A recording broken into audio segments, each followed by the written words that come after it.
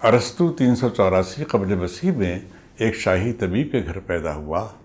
367 قبل مسیح میں جبکہ وہ صرف 17 برس کا تھا، افلاطون کی دانشگاہ کا رکن بن گیا، جہاں اس نے 20 برس تک افلاطون سے ذہنی تربیت حاصل کی۔ وہ اس اکادمی کا ایک ممتاز طالب علم ہی ثابت نہیں ہوا، بلکہ اس کی بہترین تحقیقی بصیرت کو بھی یہیں جلا ملی اور بعد ازاں اکادمی ہی میں درس و تدریس کے کام میں مشغول ہو گیا۔ افلاطون کی موت کے بعد 347 قبل مسیح میں اس نے افلاطونی دانشگاہ کو خیر باد کہہ دیا۔ ارسطو کے ساتھ اس کا ہم مکتب زینوکریٹس بھی تھا۔ ایتھنز سے نکل کر انہوں نے ٹروڈ میں اسوس نام کے مقام پر سکونت اختیار کر لی۔ یہاں اس کے ہم مکتب اراسٹس اور کورسکس جیسے احباب پہلے سے موجود تھے۔ ایٹارڈینس کا حکمراں ہرمیاس ان کا سرپرست تھا، جسے افلاطونی فلسفے اور تصورات سے گہری دلچسپی تھی۔ بعد ازاں تھیوفراسٹس کے اصرار پر اس نے اسوس کو خیر باد کہہ دیا اور لیسبوس منتقل ہو گیا، جہاں وہ 2 برس تک رہا۔ یہاں اس کے تحقیق و مطالعے کے موضوع بحری حیاتیات اور طبعی تاریخ کے ساتھ خصوصیت رکھتے ہیں۔ اسی دوران ہرمیاس کی متبنہ لڑکی پتھیاس سے اس کی شادی ہو گئی اور وہ عملی سیاست میں دلچسپی لینے لگا۔ 342 قبل مسیح میں مقدونیہ کے فلپ دوم کی دعوت پر وہ پیلا جا کر اس کے بیٹے سکندر کا اتالق بن گیا۔ سکندر سے نظریاتی اختلاف کے باعث استاد و شاگرد کا رشتہ قائم نہ رہ سکا۔ بالآخر ایتھنز کی راہ لی اور وہاں لائسیم نام سے ایک علیحدہ دانشگاہ قائم کر لی۔ ایتھنز میں اس نے منطق، اخلاق، فلسفہ، معبد الطبیعیات، شاعری، طبیعیات، حیوانیات، سیاسیات اور خطابت وغیرہ میدانوں میں کارہائے نمایاں انجام دیے۔ یہیں اس نے پوئٹکس اور ایتھکس جیسے اہم کام مکمل کیے۔ ارسطو افلاطون کا سب سے مقرب اور ذہین شاگرد تھا۔ وہ اسے اپنی دانشگاہ کا ذہن کہا کرتا تھا، مگر بعض تصورات کے لحاظ سے دونوں میں اختلاف بھی پایا جاتا ہے۔ ارسطو کا انداز نظر تحلیلی، قدر سائنسی، قدر نفسیاتی تھا، جبکہ افلاطون اپنے اخلاقی اور مثالیت کے نظریے کا اطلاق سارے علوم و فنون اور زندگی کے مختلف شعبوں پر کرتا ہے۔ اس کے اصولوں میں ادعائیت اور سخت گیری تھی۔ ارسطو نے معروضات یا اشیاء اور محجر مواقع کی تحقیق اور نتائج کے استنباط پر زور دیا۔ اس کے طریقہ کار میں معروضیت اور منطق کا پٹ تھا۔ بعض مفکرین کا یہ بھی خیال ہے افلاطون کا قائم مقام بننے کے لیے اسپیوسپس نے یہ مشہور کر دیا تھا کہ ارسطو افلاطون کے نظریات کا مخالف ہے، جبکہ ارسطو نے اپنی کسی تحریر میں بھی افلاطون کے خیالات کی تردید نہیں کی۔ شعریات میں ارسطو کا نقش اول اپنی تقدیم کے باوصف لازوال حرکت کا سرچشمہ ہے۔ ٹی ایس ایلیٹ، آئی اے ریچرڈس اور شکاگو اسکول سے وابستہ نقادوں کے یہاں اس کی تعبیروں کا ایک نیا جہان دیگر آباد ہے۔ ارسطو نے کل 400 کتابیں تصنیف کی ہیں، جن کے موضوعات انسانی علم اور انسانی تفاعل سے عبارت ہیں، اور تقریباً ہر تصنیف اس کی تحقیقی، تنقیدی اور سائنسی ادراک و فہم کا بیش بہا نمونہ ہے۔ ان کتابوں میں سے کم ہی زمانے کی دستبرس سے بچ پائی ہیں۔ یہ بھی کہا جاتا ہے اس نے دا پوئٹ نام سے ایک مکالمہ بھی لکھا تھا اور دا پوئٹکس کی جلد دوم بھی لکھی تھی، جس میں جلد اول کے بعض تصورات فن کی وضاحت تھی۔ ان تصنیفات و رسائل کا شمار بھی تلف شدہ و گمشدہ اثاثے میں کیا جاتا ہے۔ دانتے نے ارسطو کو ہر صاحب علم کا استاد قرار دیا ہے، اور اس ایلیٹ کے لیے وہ استاد ہمہ وقت ہے۔ سبق کا مقصد ارسطو کے درج ذیل تصورات سے طلباء کو متعارف کرانا اور انہیں یہ بتانا مقصود ہے ادبی تنقید کی تاریخ میں ارسطو کا کیا مقام ہے۔ نمبر 1، ارسطو کا تصور شعر کیا ہے، نمبر 2، المیہ کے بارے میں ارسطو نے کیا تصور پیش کیا ہے؟ نمبر 3، تربیہ کو کس نظر سے دیکھتا ہے؟ نمبر 4، ارسطو کا تصور نقل کیوں کر افلاطون کے تصور نقل سے مختلف ہے؟ 5، ارسطو نے پلاٹ کا کیا تصور پیش کیا ہے؟ 6، ارسطو کے تصور فن میں کیتھارسس یعنی تزکیے کی کیا اہمیت ہے؟ درجہ بالا سوالات کے علاوہ کچھ اور ضمنی امور بھی ہیں جن کی تشریح و توضیح لازمی ہے، مثلا تبدیلی یا حالات، دریافت، پیچیدگی، گرہ کشائی یا حل وغیرہ۔ زیر نظر سبق میں ان امور پر خصوصی تفصیل کے ساتھ بحث کی گئی ہے۔ ارسطو کا تصور نقد۔ ارسطو افلاطون کی طرح بنیادی طور پر فلسفی تھا۔ اس نے شاعری اور دوسرے فنون پر فلسفیانہ غور و فکر سے کام ضرور لیا، لیکن ایک کو دوسرے پر ترجیح دینے کی کوشش کی اور نہ معروضیت کا دامن ہاتھ سے جانے دیا۔ اس نے جمالیاتی نقطہ نظر سے شاعری کے بارے میں ایک جچی تلی رائے قائم کی۔ افلاطون کے شاعری مخالف تصور کی تائید کرنے کے بجائے شاعری کا پورے استدلال کے ساتھ دفاع کیا۔ اس کی شورۂ آفاق تصنیف پوئٹکس یعنی شاعری کا فن ایک مختصر رسالہ ہے جس میں اختصار کے ساتھ مختلف ضروری امور پر اظہار خیال کرتے ہوئے ہر صنف کی جس طور پر معیار بندی کی ہے اس کی معنویت آج بھی برقرار ہے۔ ارسطو کا خاص موضوع شاعری اور ڈرامے کا فن ہے، جس کی بنیاد پر وہ ایک مستحکم ادبی تھیوری پیش کر دیتا ہے۔ شاعری کے بارے میں اس کا تصور۔ افلاطون کی پیروی میں وہ شاعری اور دوسرے فنون کو نقل و نمائندگی کا نام دیتا ہے، لیکن وہ افلاطون کے عکسی تصور کا اطلاق کرتا ہے اور نہ اس کا کہیں ذکر کرتا ہے، اور نہ افلاطون کا یا افلاطون کے تصور کا نام لے کر اسے مسترد کرتا ہے۔ وہ تو بس یہ کہتا ہے کہ شعراء اور فنکار اشیاء و اعمال کی نقل و نمائندگی درج ذیل طریقے میں سے کسی ایک طریقے سے کرتے ہیں۔ نمبر 1، اشیاء جیسی ہیں یا تھی۔ نمبر 2، یا جیسا کہ ان کے بارے میں کہا گیا ہے یا سوچا گیا ہے۔ نمبر 3، یا جیسا کہ انہیں ہونا چاہیے۔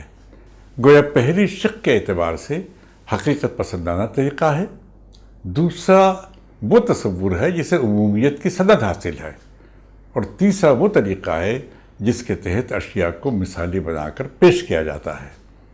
وہ یہ بھی کہتا ہے کہ شاعری یا فن میں نمائندگی سے ایک خاص قسم کا لطف میسر آتا ہے۔ نقل یا نمائندگی قدرت کی ودیعت کردہ ایک جبلت ہے جو خلقی اور پیدائشی ہوتی ہے۔ شاعر کو قدرت نے آہنگ کا ایک خاص شعور عطا کیا ہے جس کا ظہور فن پارے کے عروضی نظام میں ہوتا ہے۔ شاعر جو صداقت پیش کرتا ہے وہ آفاقی اور دائمی نوعیت کی ہوتی ہے۔ شاعر مورخ نہیں ہوتا جس کا کام واقعات ماضیہ کو مرتب کرنا ہے، جبکہ شاعر تخیل کی صلاحیت کو بروئے کار لاتا اور امکانی واقعات نظم کرتا ہے، یعنی جو کہیں بھی کبھی بھی کسی کے ساتھ بھی واقع ہو سکتے ہیں۔ اس طرح حقیقت ایک نئی حقیقت کی شکل اختیار کر لیتی ہے۔ شاعری کو بھی اس معنی میں وہ زیادہ فلسفیانہ اور اعلیٰ درجے کا فن قرار دیتا ہے۔ ارسطو کا تصور المیہ۔ ارسطو شاعری کو نمائندگی یا نقالی کا فن قرار دیتا ہے۔ نقل کی 2 قسمیں ہیں: اچھے انسانوں کے نفیس اعمال کی نقل جو رزمی میں ملتی ہے، اور المیہ کا جو منصب ہے، یا بدکار انسانوں کے ادنا اعمال کی نقل جو طنز و ہجا کے فن میں ملتی ہے، جس کا تعلق تربیہ سے ہے۔ اس طرح رزمیہ اور المیہ طنز و ہجا کے فن اور تربیہ سے مرتبے میں اعلیٰ ہیں، لیکن ارسطو یہ کہہ کر رزمیہ اور المیہ میں ایک حد فاصل بھی قائم کر دیتا ہے کہ المیہ رزمیہ سے برتر ہے، کیونکہ موسیقی، تاثر آفرینی اور تنظیم و تضبیط کی جو صورت المیہ میں ملتی ہے رزمیہ کے طریقہ کار اور حدود سے وہ بالاتر ہے۔ ارسطو نے المیہ کی تعریف ان الفاظ میں کی ہے: المیہ میں جس عمل کی نقل کی جائے وہ سنجیدہ، مکمل اور ایک خاص حجم کا حامل ہو، اس کے مختلف حصوں کی زبان فنکارانہ ترسیع سے مزین ہو، اس کی ساخت بیانیہ ہونے کے بجائے ڈرامائی ہو، اس وقت ترحم اور خوف کے جذبات پیدا کرنے والے مناظر تزکیے کا باعث ہوں۔ ارسطو نے ڈرامائیت کی قید اس لیے عائد کی کہ رزمیہ کے بعض عناصر المیہ میں اور المیہ کے بعض عناصر رزمیہ میں پائے جاتے ہیں۔ جو چیز ان دونوں میں حد فاصل قائم کرتی ہے اور وہ اس کی ساخت ہے۔ المیہ میں اسٹیج کرافٹ، موسیقی، کورس کا عمل، ترحم اور خوف کے جذبات کی تطہیر کا خاص مقام ہے۔ رزمیہ اپنی بیانیہ حیت کے باعث وسیع تر آزادیوں سے متصف صنف ہے، جبکہ المیہ میں ابتدا، وسط اور انتہا کی شرط اسے ایک منضبط اور جامع تنظیم عطا کرتی ہے۔ ارسطو کے نزدیک المیہ 6 اجزاء پر مشتمل ہوتا ہے: پلاٹ، کردار، خیال، تلفیظ یعنی ڈکشن، غنا و موسیقی اور منظر۔ پلاٹ، جسے ارسطو حوادث کی تنظیم کا نام دیتا ہے، المیہ کا سب سے اہم حصہ ہے۔ المیہ آدمی کی نہیں بلکہ اس سے وارد ہونے والے اعمال اور زندگی کی نقل ہے۔ کردار کے بغیر بھی المیہ ممکن ہے، لیکن پلاٹ کے بغیر اس کا تصور بھی نہیں کیا جا سکتا۔ خیال افراد کے ذہنی جذباتی رد عمل کو نمایاں کرنے والا جزو ہے۔ تلفیظ، موسیقی اور منظر المیہ کو زیادہ سے زیادہ مؤثر بنانے کے معاون اجزاء ہیں۔ واقعات کو ایک خاص نظم مہیا کرنے اور انہیں منطقی ترتیب کے ساتھ پیش کرنے کا نام پلاٹ ہے۔ اسی لیے ارسطو ایک ہی پلاٹ میں کئی ایپیسوڈز یعنی مضمنوں کی شمولیت کا قائل نہیں تھا۔ پلاٹ کی فنکارانہ تنظیم کے تصور میں درج ذیل 3 وحدتوں کا خاص کردار ہے۔ وحدت عمل، اس کے تحت ہیرو کی زندگی میں واقع ہونے والا ہر عمل پیشکش کے لائق نہیں ہوتا۔ وہی اعمال اہمیت رکھتے ہیں جو ایک دوسرے سے مربوط ہو اور ایک کل کے طور پر ظہور میں آئیں۔ مختلف اجزاء کے مابین اتصال و پیوستگی ایسی ہونی چاہیے کہ ان میں سے اگر کسی ایک جز کو نکال دیا جائے یا اس کا مقام بدل دیا جائے تو سارا شیرازہ ہی تتر بتر ہو سکتا ہے۔ انسانی زندگی یا ڈرامائی ہیرو کی زندگی میں بہت سے اعمال ہو سکتے ہیں، لیکن پلاٹ کو ایک نامیاتی نظم دینے کے لیے اسے کسی ایک عمل ہی پر بنیاد رکھنا چاہیے۔ اسی طرح پلاٹ میں شامل واقعات کا صرف ایک فرد ہی سے واسطہ ہونا چاہیے، نہ کہ ایک سے زیادہ افراد سے۔ اس طور پر عمل کے معنی اسٹیج پر رونما ہونے والے کارہائے نمایاں واقعات یا جسمانی سرگرمیوں کے نہیں ہیں، بلکہ یہ ایک داخلی عمل ہے جس کا ظہور خارجی سطح پر کرنے کی شکل میں ہوتا ہے۔ بچر نے اسے نفسی قوت سے تعبیر کیا ہے جو باہر کی طرف روبہ عمل ہوتی ہے، اور داتے نے اسے روح کی حرکت کا نام دیا ہے۔ وحدت زمان، ارسطو نے اسٹیج کے تقاضوں کو ذہن میں رکھ کر یہ تصور قائم کیا تھا کہ المیہ کو سورج کی ایک گردش تک محدود رہنا چاہیے۔ اس مدت میں خفیف ہی سا اضافہ کیا جا سکتا ہے۔ قدیم نقادوں نے بھی ایک اچھے المیہ پلاٹ کے لیے وحدت زمان کی پابندی کو ضروری خیال کیا، اور اس تصور کو خاص اہمیت دی کہ کسی واقعے کے 24 گھنٹوں کی مدت یا زندگی میں رونما ہونے والے کوئی ایک واقعہ یا ایک سے زیادہ واقعات میں سے انتخاب کرنا ضروری ہے۔ ارسطو نے سورج کی ایک گردش کی بات ضرور کہی ہے، لیکن کہیں اس پر اصرار نہیں کیا ہے۔ وحدت مکان، ارسطو کے بعد اسٹیج کے تقاضوں کو ذہن میں رکھتے ہوئے یہ تصور قائم کیا گیا کہ المیاتی واقعہ اور منظر کے درمیان ایک مضبوط رشتہ ہونا چاہیے۔ جو ایک دوسرے کی توثیق کرے اور ایک دوسرے کو تقویت پہنچائے۔ بار بار منظر بدلنے یا مقامات بدلنے سے جہاں اسٹیج کے لیے تنظیمی مسئلہ پیدا ہو سکتا ہے، وہیں پلاٹ کے نظم و ضبط اور چستی و پیوستگی بھی متاثر ہو سکتی ہے۔ ارسطو کے لیے المیہ میں باہر سطح جمالیاتی ہم آہنگی کو قائم رکھنے والی قدر کی خاص قیمت تھی۔ ہمیں یہ یاد رکھنا چاہیے کہ ارسطو کے بعد کے نقادوں نے یہ تصور قائم کیا تھا۔ سادہ اور پیچیدہ پلاٹ۔ سادہ پلاٹ میں صورتحال کی تبدیلی کم واقع ہوتی ہے۔ ارسطو نے ہومر کی نظم ایلیٹ کو سادہ پلاٹ سے تعبیر کیا ہے۔ پلاٹ میں تبدیلی حالات یعنی ریورسل آف دا سچویشن، اور ارسطو کی اصطلاح میں پیریپیٹیا اور دریافت ڈسکوری، ارسطو کی اصطلاح میں ایگناگنوسس کے مراحل اسے پیچیدہ بنا دیتے ہیں۔ تبدیلی حالات سے مراد منشا کے عین خلاف صورتحال کا واقع ہونا یا نا سمجھی سے کوئی عمل سرزد ہو جانا، یعنی ایک ایسا عمل جو خود اپنے مقصد کے خلاف نتیجہ پیدا کرنے کا باعث بنے۔ دریافت کے بانی، عدم واقفیت کا واقفیت میں بدل جانا۔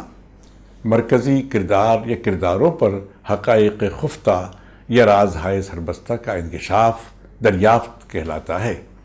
المیہ میں حقائق سے لا علمی کردار کو اپنے بد انجام تک لے جاتی ہے، اسی لیے دریافت عین منتہا یعنی کلائمیکس یا حل و گرہ کشائی یعنی ڈناؤمنٹ کے مراحل میں واقع ہوتی ہے۔ ارسطو دریافت کی 4 اقسام کا ذکر کرتا ہے۔ نمبر 1، قدرتی یا کسی زخم کے نشانات یا کسی دوسری خارجی شے جیسے تعویذ یا گلے کا ہار وغیرہ سے اچانک دریافت کا عمل میں آنا۔ ارسطو کے نزدیک اس نوع کی دریافت ہی زیادہ مستعمل ہے، کیونکہ اس میں طباعی کا دخل کم ہوتا ہے۔ زیادہ فنکارانہ طریقہ وہ ہے کہ اشاروں اور نشانیوں کا استعمال تو کیا جائے، لیکن اسرار میں ناگہانی پن قائم رہے، جس پر بآسانی اتفاقی کا اطلاق کیا جا سکتا ہے۔ نمبر 2، وہ صورت جب کوئی کردار خود اپنی زبان سے اپنی پہچان ظاہر کرتا ہے۔ ارسطو اس عمل کو بھی غیر فنکارانہ اور مصنوعی بتاتا ہے، کیونکہ اس قسم کی صورت بمشکل ہی پلاٹ سے از خود نمو پاتی ہے۔ نمبر 3، وہ صورت جب کسی خبر یا واقعے کو دیکھ کر ایک دم حافظے میں کسی معطل یاد کا حرکت میں آ جانا۔ اس نوع کا عمل بھی دریافت و انکشاف سے عبارت ہے۔ نمبر 4، کسی مخصوص صورتحال، واقعے یا شخص وغیرہ کو دیکھ کر استدلال کی بنیاد پر نتیجہ اخذ کرنا۔ ارسطو اس ضمن میں ڈرامہ چیوفوری کی مثال دیتا ہے۔ مجھ جیسا ہی کوئی آیا ہے، اورسٹس کے علاوہ کوئی اور مجھ جیسا نہیں ہے، اس لیے یہ اورسٹس ہی ہے جو آیا ہے۔ ارسطو دریافت کی 5ویں قسم بھی بتاتا ہے، جو مختلف افراد کے باطل مباحثے اور استدلال سے نمو پاتی ہے۔ اس کے نزدیک یہ شق بھی مصنوعی ہے۔ اولاً دریافت وہی فطری اور موضوع ہے جو از خود پلاٹ کی منطقی رو سے ظہور پائے، اور جو نتیجہ ہو قرین قیاس واقعات کا۔ اس صورت میں مصنوعی نشانیوں اور اشاروں کے بہانے کی ضرورت نہیں ہوتی۔ دا ونٹرس ٹیل میں اس نوعیت کی 2 موضوع مثالیں ہیں۔ پہلے مرحلے میں پیروڈیٹا کی شناخت، اور دوسرے مرحلے میں جب پولیکسینیز پر یہ حقیقت واضح ہو جاتی ہے کہ پیروڈیٹا در حقیقت لیونٹیس کی بیٹی ہے، ارسطو اپنے آخری تجزیے میں پلاٹ کو 2 حصوں میں منقسم کرتا ہے۔ پیچیدگی کے ثانیوں میں واقعات یا وقوعوں کی گرہیں اڑجتی چلی جاتی ہیں، اور سامع کا جذبہ تجسس ایک دم حرکت میں آ جاتا ہے، جو خوف و حیرت کی مخلوط کیفیات سے مملو ہوتا ہے۔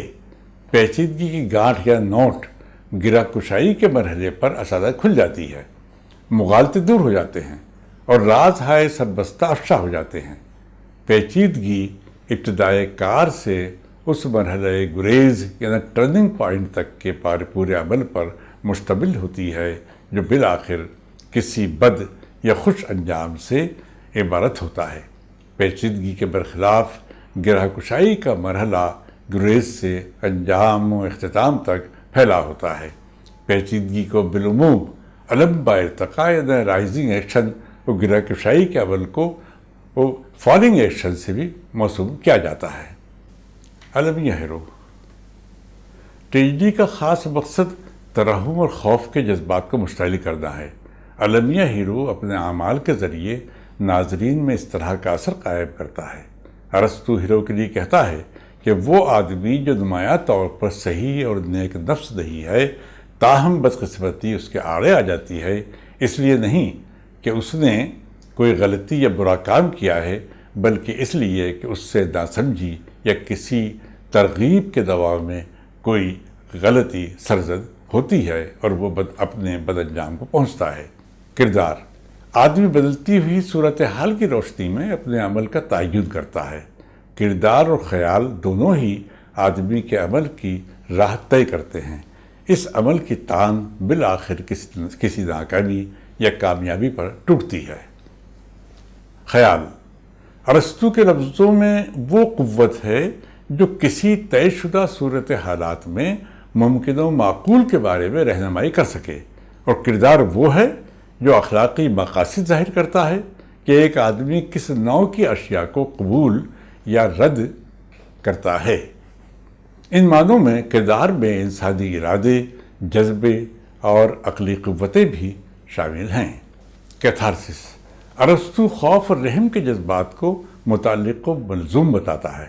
جس انسان میں خوف پیدا نہیں ہوتا اس میں جذبہ رحم کی بھی گنجائش نہیں ہوتی۔ خوف ایک ایسا عنصر ہے جو رحم کا مثنیٰ بھی ہے، اور خوف رحم کو ایک معنی عطا کرتا ہے۔ خوف ایک طاقتور جذبے کی طرح رحم کی کوکھ سے جنم لیتا ہے اور خوف کی جگہ لے لیتا ہے۔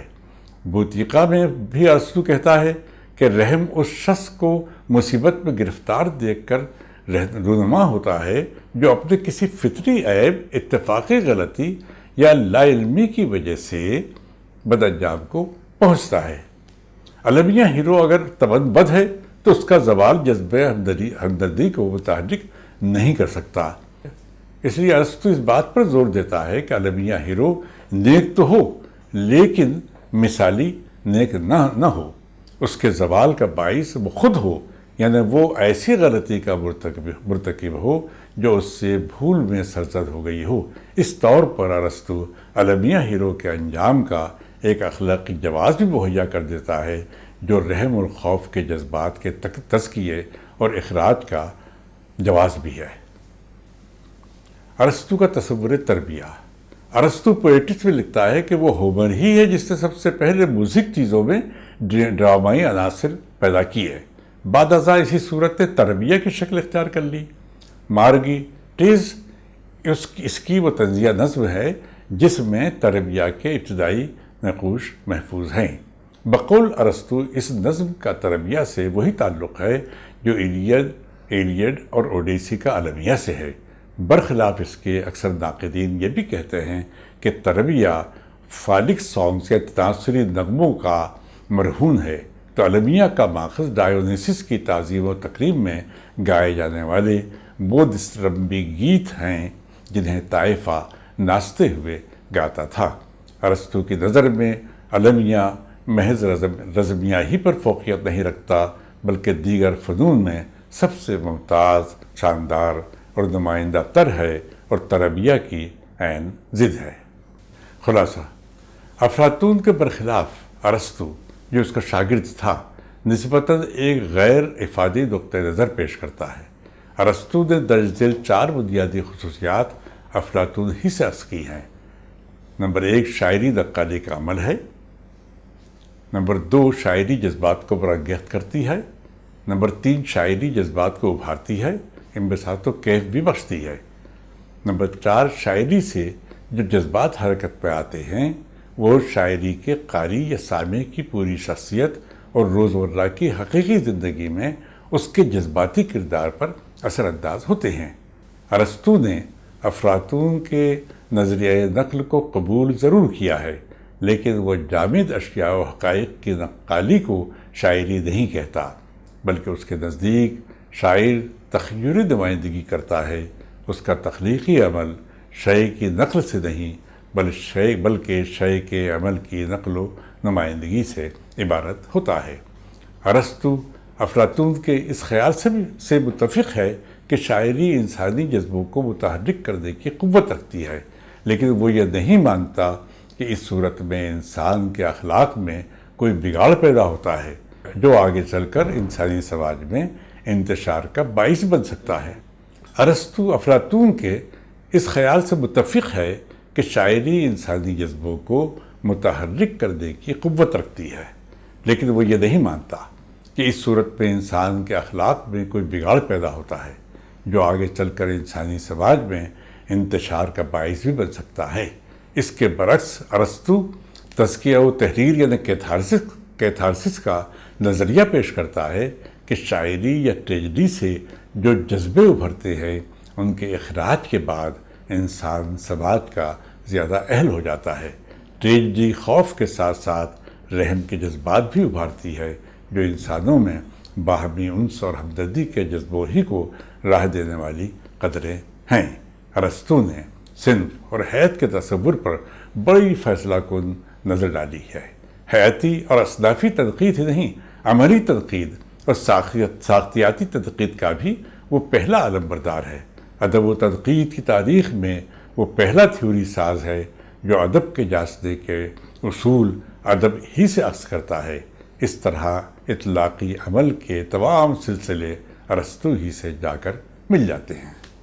کیتھارسس کا تصور اس کی نفسیاتی بصیرت کا مظہر ہے۔ نقل و نمائندگی کے ساتھ تخیل کا تصور قائم کر کے وہ ان رومانویوں کا پیش رو کہلاتا ہے جنہوں نے بشمول کالج تخیل اور تخلیق کے بنیادی رشتے کو اپنی بحث کا خاص موضوع بنایا تھا۔ ارسطو نے ہر سطح پر فن اور ادب کو ان کے اپنے حدود میں جانچنے اور سمجھنے کی صحیح کی کہ تخلیقی اظہار کے اپنے تقاضے ہوتے ہیں۔ شاعری کے تعلق سے اس کے نظریات میں ایک ایسے انجینئر کا تصور ابھرتا ہے جو ساختی تکمیل کو سب سے مقدم رکھتا ہے، یعنی فن پارا اپنی ظاہری اور باطنی ساخت میں جز بجز ایک منظم کل کو راجع ہو۔ ارسطو کے پلاٹ اور وحدت کے تصور میں تنظیم و تعمیر کا یہی پہلو خاص اہمیت کا حامل ہے۔ ارسطو بنیادی طور پر ایک فلسفی تھا۔ اس کی ذہنی تربیت افلاطون نے کی تھی۔ ارسطو نے اپنے استاد کے کلیوں کا احترام بھی کیا، لیکن جہاں اس کے ضمیر نے انحراف کے لیے اکسایا وہاں اس نے کسی مصلحت یا خاموشی اختیار کرنے کے بجائے اپنی ترجیحات کے تعین میں خود اپنی بصیرت کو رہنما بنایا۔ ادب کے بارے میں افلاطون نے جو تصورات قائم کیے تھے ان میں وہ ایک ادبی نقاد کم سماجی مصلح زیادہ نظر آتا ہے۔ ارسطو نے ادب کا جائزہ ادب کی حیثیت سے لیا۔ افلاطون نے ادب سے جو توقعات وابستہ کی تھیں وہ اسے سیاست سے کرنی چاہیے تھی، کیونکہ سیاست ایک سماجی علم ہے جو سماجی فلاح جیسے مشن کے لیے زیادہ کارآمد ہے، جبکہ شاعری یا ادب کو جانچنے کے لیے وہ مسرت اور طباعیت ہی کو کافی سمجھتا ہے جو اس کا خاص تفاعل ہے۔ افلاطون شاعری کے اثر کو منفی بتاتا ہے، جبکہ ارسطو اس اثر کو کیتھارسس سے تعبیر کرتا ہے جو کبھی نقصان دہ نہیں ہوتا بلکہ ہمارے خوف کے جذبات کا اخراج کرتا اور رحم کے جذبوں کو ابھارتا ہے۔ ارسطو سے قبل افلاطون نے بھی وحدت عمل کو ایک ضروری قدر سے تعبیر کیا ہے۔ ارسطو نے اس کے ساتھ جمالیاتی تنظیم کا پورا ایک تصور دیا جس کے تحت کردار، خیال اور اسلوب جیسے اجزاء مل کر فن پارے کو ایک موضوع اور نفیس وضع میں بدل دیتے ہیں۔ ارسطو نے اس نفیس اور موضوع وضع کے لیے ڈیکورم کی اصطلاح بنائی ہے۔